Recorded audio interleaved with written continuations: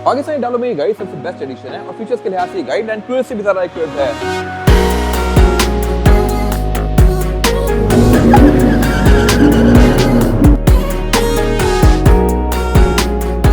और यह है MG U9 2026 मॉडल।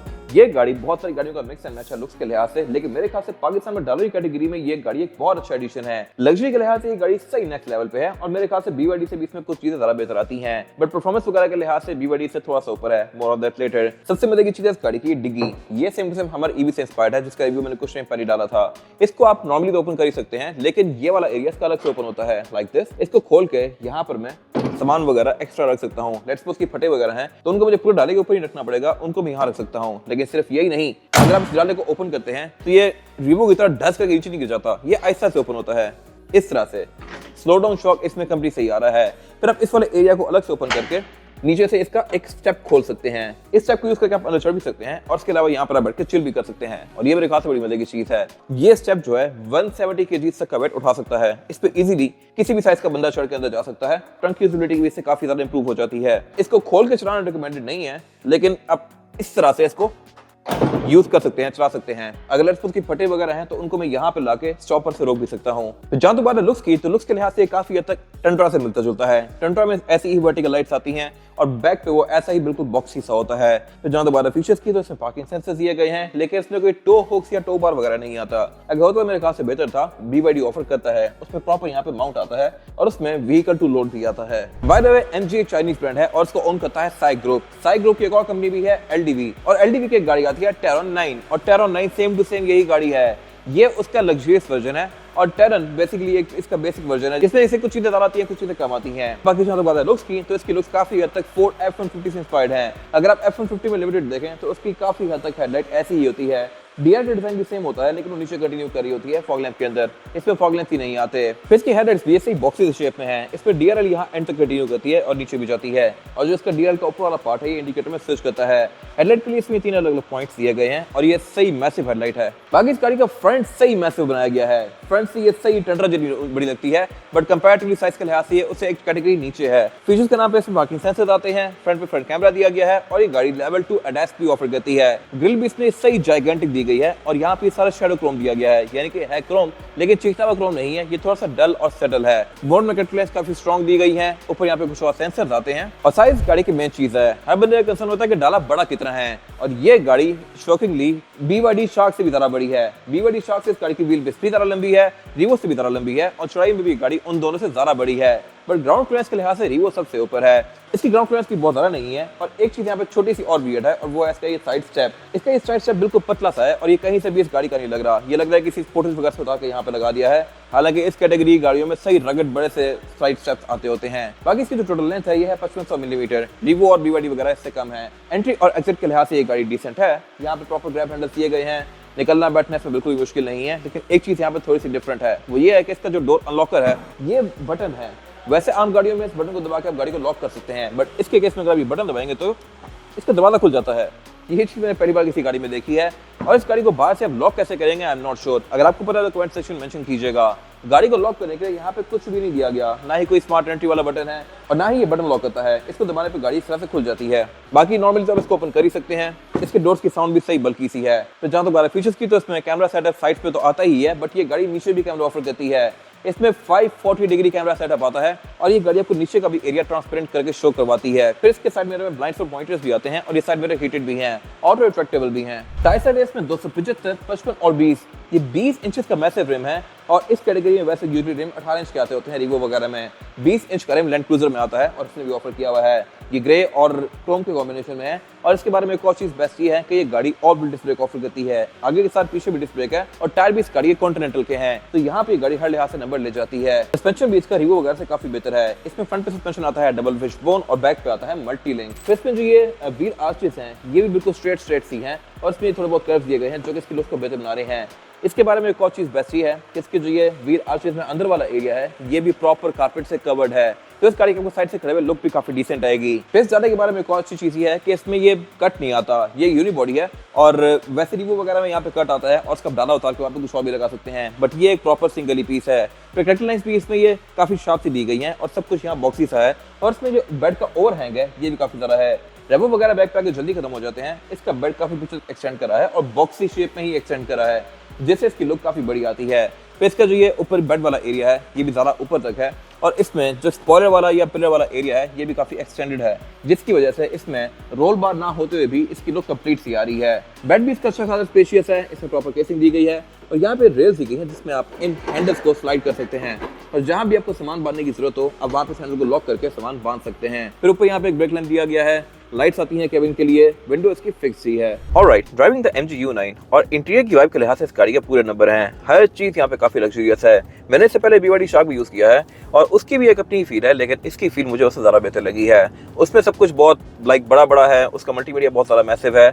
इस कार के केस में विजिबिलिटी बहुत ज्यादा है, मुझे बोनट एंड तक नजर आ रहा है, और इसके अलावा रोड का व्यू भी इसमें बहुत ज्यादा ब्रॉड है, जबकि बाकी डालों में इस तरह की फीलिंग कम ही आती है। फिर इसकी राइड भी काफी स्मूथ है। बड़ी क्योंकि डीजल है तो इसमें डीजल वाली नॉइज आती है। BYD में ये एज है, वो गाड़ी बिल्कुल साइलेंट है। खैर, जहां तक बात है इस गाड़ी की ओवरऑल एक्सेलरेशन वगैरह की, तो ये ऑब्वियसली BYD के लेवल पर नहीं होने वाली, हालांकि BYD इससे सस्ता है, लेकिन रिवो को गाड़ी टफ कंपटीशन देगी। जहां तक बात है इसकी ओवरऑल फीचर्स की, तो मुझे ये गाड़ी मीटर में रोड की लेंस भी शो करवा रही है। कोई गाड़ी वगैरह जा रही हो तो वो भी यहाँ पे शो करवाती है। अभी सामने एक मोटरसाइकिल जा रहा है तो वो भी गाड़ी डिटेक्ट कर रही है, और ये मेरे ख्याल से बड़ी फिट चीज है। रिवो वगैरह इसके करीब भी नहीं आते। इसमें लेवल 2 ADAS है और ये गाड़ी लेन वगैरह भी आपको डिटेक्ट करके बताती है। अभी इस रोड पे टोटल 4 लेन्स हैं, तो ये 4 लाइन मुझे यहाँ पे शो करवा रही है, और जब भी ये लाइन पूरी हो जाती है तो ये मुझे पूरी लाइन शो करवाती है। जब ये स्प्लिट फाइल लाइन आती है तब ये स्प्लिट फाइल लाइन शो करवाती है। ड्राइवर की सीट में कुछ चीजें एक्स्ट्रा हैं, जैसे कि मसाजर और कूलिंग। अभी मैंने इसके मसाजर ऑन किए हुए हैं, मसाजर अच्छे हैं, लेकिन ये सिर्फ बैक में है, नीचे इसके मसाजर नहीं आते। फिर सस्पेंशन के लिहाज से भी ये गाड़ी काफी सॉफ्ट है, क्योंकि इसमें बैक पे कमानियां नहीं आती, प्रॉपर सस्पेंशन आता है, और इसकी राइड रिवो से ज्यादा बेहतर है। बाकी इसके अलावा इसका जो इंजन है, इसकी जो नॉइज है ये भी काफी कंट्रोल्ड है। ये गाड़ी अगर ऑन खड़ी होती है रिवो की तरह हिल नहीं रही होती। इसका जो शोर है वो काफी हद तक कंट्रोल्ड है और इसकी स्टेबलाइजेशन भी बेहतर है। गाड़ी को मोड़ते हुए भी इसका बॉडी रोल मुझे कम फील हुआ है। आई एम नॉट श्योर कि ये बाकी वैसे रियल लाइफ टेस्ट में परफॉर्म कैसा करती है, लेकिन मुझे ओवरऑल ये गाड़ी कंपैरेटिवली राइड के लिहाज से रिवो से बेहतर फील हो रही है। BYD इससे ज्यादा स्मूथ है, और क्योंकि वो गाड़ी प्लग इन हाइब्रिड है तो उसकी नॉइस ना होना एक बड़े मजे का सीन है। खैर, ये तो थी इस गाड़ी की ओवरऑल ड्राइव। अब इसका 0 to 100 करके चेक करते हैं। तो इस गाड़ी को मैं ले आया हूं कंप्लीट स्टॉप पे, और इसका मैंने स्पोर्ट मोड भी कर दिया है। ये इसका लॉन्च 3, 2, 1।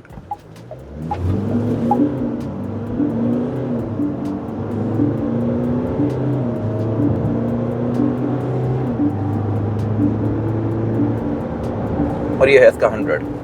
इनिशियली ये गाड़ी बहुत जोर से उठी है और उसके बाद एकदम से बैठ गई है। आई एम नॉट श्योर ये ट्रैक्शन कंट्रोल की वजह से है या इसका अपनी सेफ्टी का मोड है, लेकिन लॉन्च इसका काफी अच्छा था, बाद में जाके थोड़ा सा बैठ गई। इसका 0 to 100 ऑब्वियसली BYD जितना तेज नहीं है, वो गाड़ी आपको सही सीट के अंदर दबाती है, और उस जितना तेज मुझे हमर फील हुआ था। हमर तो खैर बहुत ही नेक्स्ट लेवल पे है, लेकिन BYD की ये गाड़ी करीब नहीं आती। इसका डायरेक्ट कंपटीशन बनता है पाकिस्तान में रेवो। जैक को ये गाड़ी टफ कंपटीशन देगी, राइड के लिहाज से ये गाड़ी उन दोनों से बेहतर है। फेस में कैमरास क्योंकि बहुत सारे आते हैं तो ये आपको काफी असिस्ट करते हैं। अभी इसका जो रेयर व्यू मिरर है, इसमें मुझे ये गाड़ी बैक का व्यू शो करवा रही है, जो ये काफी हद तक हेल्पफुल है। मुझे यहाँ से देखने की जरूरत नहीं है, यहाँ मुझे हर टाइम रियल टाइम बैक का व्यू आ रहा है, और डालों में यूजुअली इसमें व्यू कम ही आ रहा होता है, तो ये चीज़ बहुत हेल्पफुल है। फिर इसको अगर मैं नॉर्मल करना चाहूँ तो ये बटन दबा के इसको इस तरह से नॉर्मल भी कर सकता हूँ, लेकिन ये नॉर्मल होकर उतना ज़्यादा शाइन में नहीं आता जिस तरह के बाकी जापानी गाड़ियों का होता है। इसमें आपको बॉर्डर शो हो रहे हैं। अगर बात इस गाड़ी की प्राइस की, तो इसकी इनवॉइस है 2,27,00,000 रुपए, बट ऑन के साथ ये गाड़ी आपको रेडी अवेलेबल मिल जाएगी सेकंड मोटरस्पोर्ट पे, और इसकी प्राइस है 2,44,00,000 रुपए। जहाँ तो बात है इंटीरियर की, तो यहाँ पे बैठते ही सबसे पहले चीज नोटिस करेंगे वो ये है कि इसका डैशबोर्ड है तो काफी चौड़ा, लेकिन ये बहुत नीचे है। डालों के डैशबोर्ड यूजुअली काफी ऊंचे से होते हैं और बर्थ की फील देते हैं, बट इसके केस में हर चीज बहुत नीचे है, और यहाँ से अगर आप देखें तो इसका डैशबोर्ड मेरे ख्याल से बोनट से भी नीचे है। तो डालो में मैंने ये चीज पहली बार देखी है, लेकिन बिल्ड क्वालिटी, मटेरियल्स, फीचर्स, हर लिहाज से ये गाड़ी बहुत सारा लोडेड है। स्क्रीन इसमें ये BMW से इंस्पायर्ड दी गई है, यहाँ पे मल्टीमीडिया दिया गया है, और इसके अलावा यूट्यूब इसका पूरी स्क्रीन है। इनके आप को काफी हद तक कॉन्फ़िगर वगैरह कर सकते हैं, और इसके अलावा इसमें एंड्रॉइड ऑटो एप्पल कारप्ले वगैरह भी आता है। बट इंटरेस्टिंग चीज है इस गाड़ी की सीट्स। ड्राइवर की सीट इस गाड़ी में हीटेड भी है, वेंटिलेटेड भी है, और इसमें मसाजर भी आता है, बट पैसेंजर के पास ये फीचर्स नहीं दिए गए। पैसेंजर की सीट सिर्फ हीटेड आती है। ड्राइवर की सीट 8 पे इलेक्ट्रॉनिकली एडजस्टेबल है, पैसेंजर की 6 पे इलेक्ट्रॉनिकली एडजस्टेबल है, तो पैसेंजर के साथ मेरे ख्याल से यहाँ पे ज्यादा की गई है। हालांकि मोस्टली गाड़ियों में फ्रंट पे दोनों सीट्स के फीचर्स सेम होते हैं। बाकी ये सीट्स पूरी ही लेदर की फिनिश में है। BYD की तरह ही ये सीट्स भी काफी लग्जरियस हैं और इलेक्ट्रॉनिकली एडजस्टेबल हैं। ड्राइवर की सीट में मेरी फंक्शन भी आता है, और सेम लेदर इसका सीट वाला कंटिन्यू किया गया है डैशबोर्ड पे भी और डोर पैनल्स में भी। डोर पैनल भी इसका लुक्स के लिहाज से बहुत जबरदस्त है, और इसमें एम्बिएंट लाइटिंग भी कंटिन्यू करती है, जिसको आप RGB कलर्स में स्विच कर सकते हैं। यही लाइट्स इसके डैशबोर्ड में भी कंटिन्यू की गई हैं, और ये काफी स्लीक सी हैं। तो इसमें डैशबोर्ड की जो फिनिश है ये पूरी लेदर की है। बैक पे जो मटेरियल है ये भी सॉफ्ट है, और इसके अलावा यहाँ पे ये मैट फिनिश में सिल्वर दिया गया है। तो इसी में इसके एयरबड्स फ्लश किए गए हैं, और इन एयरवेंट्स का डिजाइन भी इंटरेस्टिंग है। तो इसके नीचे क्लाइमेट कंट्रोल दिया गया है और ये बिल्कुल हमर से इंस्पायर्ड है। हमर में सेम टू सेम ऐसे ही दिए गए होते हैं बटन क्लाइमेट कंट्रोल के लिए। बाकी ओवरऑल कुछ चीजें इसमें हमर से और भी इंस्पायर्ड है। नीचे यहाँ पे इसके आउटलेट वगैरह दिए गए हैं। 25 वॉट का इसमें वायरलेस चार्जर आता है और उससे पीछे पर इसका एक गैस सेलेक्टर दिया गया है जो कि लिटरली किसी फाइटर जेट से निकाला हुआ लगता है। इसको आप गैस में इस तरह से स्विच करेंगे लाइक दिस। और ये गाड़ी सिर्फ तभी चलती है जब आपकी सीट बेल्ट लगी हुई हो। सीट बेल्ट नहीं होगी तो इसकी पार्किंग ब्रेक रिलीज नहीं होगी। पार्किंग ब्रेक की गाड़ी by the way electronic offer करती है और फिर यहाँ पे इसकी ऑफ रोडिंग के मोड दिए गए हैं।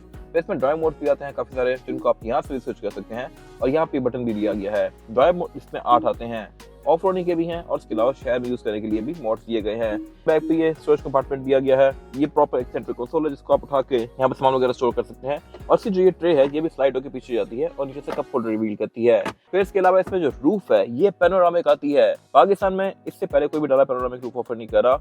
जैक में सनरूफ आती है और इसके अलावा BYD तो फिक्स ही रूफ ऑफर करता है। तो ये मेरे ख्याल से पाकिस्तानी डालों में सबसे बेस्ट रूफ है। तो इसका जो रूफ लाइनर है ये भी अल्केंटारा या स्वेट की फिनिश में है। स्टीयरिंग व्हील भी इसका लुक्स के लिहाज से खूबसूरत है। ये बॉटम कट है और पूरा ही लेदर स्टेच्ड है। ये हीटेड भी है और यहाँ पे काफी सारे कंट्रोल्स दिए गए हैं। एडिट स्टीयरिंग को आप यहाँ से ऑन करेंगे, क्रूज कंट्रोल इसका यहाँ पे आता है और इसके अलावा यहाँ से आप इस गाड़ी की स्क्रीन के पीछे नेविगेट कर सकते हैं। तो यहाँ पे जो ये सेंसर्स दिए गए हैं ये इसके फटीग सेंसर्स हैं और इसमें पैडल शिफ्टर्स भी आते हैं। फिर इसके अलावा हेडलाइट इसमें ऑटोमेटिक हैं, वाइपर्स में रेन सेंसिंग है और जहाँ तक बात है मीटर की तो इसके आप चेंज को भी काफी हद तक चेंज कर सकते हैं। ये डिजिटल मीटर है जहाँ इसका प्रॉपर RPM वगैरह आपको शो होता है और इसमें ये गाड़ी हर तरह की स्टेट शो करवाती है। तो जो दरवाजा खुला हो ये गाड़ी आपको वही शो करवाएगी। अगर गाड़ी की लाइट्स ऑन है तो यहाँ पर लाइट्स ऑन भी हो जाएंगी, ऑफ करने पर ये पूरी तरह से ऑफ भी हो जाएंगी। Nice attention to detail. But एक बहुत इंपॉर्टेंट चीज की गाड़ी मिस करती है और वो है हेड्स अप डिस्प्ले। इससे सस्ता BYD sharp heads up display offer करता है बट इसमें नहीं दिया गया। बाकी इसके अलावा एयरवेंट्स का थोड़ा सा ये अजीब सा है। ऊपर वैसे यहाँ पे नॉब होता है लेकिन इसमें नॉब यहाँ पे नीचे दिया गया है। और एक और चीज में अजीब ये है कि इसका पुश स्टार्ट यहाँ पे है। यहाँ पे मोस्टली लोग गाड़ियों की चाबी घुसा के उसको स्टार्ट करते हैं और अगर पुश स्टार्ट हो तो पुश स्टार्ट की जगह कोई और होती है। बट इसके केस में पुश स्टार्ट यहाँ छुपा के दिया गया है और नया बंदा बैठ के इसमें ढूंढता ही रहेगा। बाकी जहाँ तक बात है डोर कार्ड्स की तो ये इसकी इंटरेस्टिंग है क्योंकि इसमें जो डोर का रिलीज है ये इलेक्ट्रॉनिक है, टेस्ला वगैरह की तरह। इससे मैं डोर को खोल सकता हूँ। इसमें फिर साउंड सिस्टम भी JBL का आता है। इसका जो इलेक्ट्रॉनिक रिलीज है ये अगर लेट्स सपोज गाड़ी की बैटरी डेड हो जाए तो फिर ये काम नहीं करेगा। फिर इसका दरवाजा खोलने का तरीका ये है कि यहाँ पे इसका ये फिजिकल रिलीज दिया गया है जिसको मैं इस तरह से निकाल के दरवाजे को यूं खोल सकता हूँ। तो ये एक चीज है जो कि यूजुअली लोगों को नहीं पता होती बट इसमें फिजिकल रिलीज भी आता है। बाकी इसके अलावा विंडोज में नॉर्मल सी ही है, डबल ग्लेस नहीं है। डोर पैनल की फिनिश में डिसेंट है बट ये जो मटेरियल है ये अजीब सा है ये चीज प्लास्टिक। देखिए इसके ऊपर जो टेक्सचर दिया गया है वो देखने में आ सकता है कि ये थोड़ा सा मैला हुआ है, इस पर कोई लिक्विड गिरा हुआ है बट ऐसा है नहीं। इसको जितना मर्जी साफ कर लेंगे ऐसा ही रहेगा। विंडोज गाड़ी में 4 हुई सिंगल टैप वाली आती है। साइड मिरर्स पे रिट्रैक्टेबल है। रेयर पैसेंजर का रूम इसमें लग्जरियस है लेकिन यहाँ पे एक चीज अगेन वियर्ड है वो ये है कि इसके जो हेडरेस्ट हैं इनकी पोजीशन बहुत नीचे है। यहाँ बैठते ही ये आपके कंधों पे लगेंगे। अब मेरी हाइट की बहुत सारा नहीं है बट स्टिल ये मेरे कंधों पे लग रहा है और अभी तो मुझे मजा आ रहा है लेकिन काफी टाइम बाद लाइक आधे पौने घंटे बाद शायद मुझे तंग करना शुरू कर देंगे। और हेडरेस्ट को हेडरेस्ट की तरह यूज करने के लिए आपको यूं बैठना पड़ेगा। अब मेरा हेड इसके लेवल पे आया है। ये मेरे ख्याल थोड़ी सी वियर्ड चीज है लेकिन बाकी यहाँ पे सब कुछ फिट है। इस तरह से रेयर पैसेंजर्स के लिए एयरवेंट्स आते हैं, पावर आउटलेट दिए गए हैं और रेयर सीट्स हीटेड भी हैं। हीटेड रेयर सीट्स यूजुअली आपको फोर्ड में देखने को मिलती हैं, F-150 लिमिटेड वगैरह में। बाकी इसमें फिर ये 3 हेडरेस्ट अच्छे खासे महसूस हैं ही और इसमें सेंटर कंसोल दिया है रेयर पैसेंजर्स के लिए। यहाँ पे आईसोफिक्स के पोर्ट्स भी दिए गए हैं और बैक पे भी गाड़ी उतनी ही लग्जरियस है जितनी फ्रंट पे है। बाकी गाड़ियों की तरह यहाँ पे चीप आउट नहीं किया गया। मटेरियल सारे प्रीमियम है। साउंड सिस्टम यहाँ पे JBL का दिया गया है और पैनोरामिक रूफ भी यहाँ बैक तक कंटिन्यू करती है जो कि इसकी वाइब को काफी लग्जरियस बनाती है। फिर इसमें एयर बैग्स भी साथ आते हैं और इस गाड़ी में जो विंडशील्ड है ये बैक पे फोल्ड नहीं होती। इसमें हीटर्स दिए गए हैं लेकिन ये फिक्स ही है। ना इसमें शीशा आता है ना ये नीचे जाती है। लेकिन इसी गाड़ी का एक और वर्जन आता है LDV टेरॉन, उसमें ये वाला पूरा एरिया फोल्ड हो जाता है। तो बैक पे इस गाड़ी में क्योंकि कमानियां नहीं आती तो इसकी राइड काफी ज्यादा कंफर्टेबल है एज कम्पेयर टू रिवो। लेगरूम भी इसमें डिसेंट है, हेडरूम का भी इसमें कोई इशू नहीं है।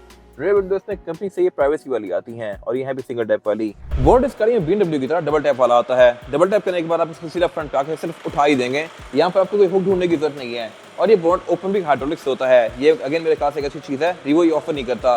बोर्ड पे इसके प्रॉपर इंसुलेशन दी गई है और इंजन रिव्यूज का काफी नीटली और टाइटली पैक्ड है। इंजन गाड़ी में आता है 25 सीसी टर्बो चार्ज डीजल। ये मेरे ख्याल से एक थोड़ा अजीब फिगर है। वैसे रिवो पाकिस्तान में 28 सीसी टर्बो आता है लेकिन परफॉर्मेंस के लिहाज से ये उससे थोड़ा सा ऊपर है।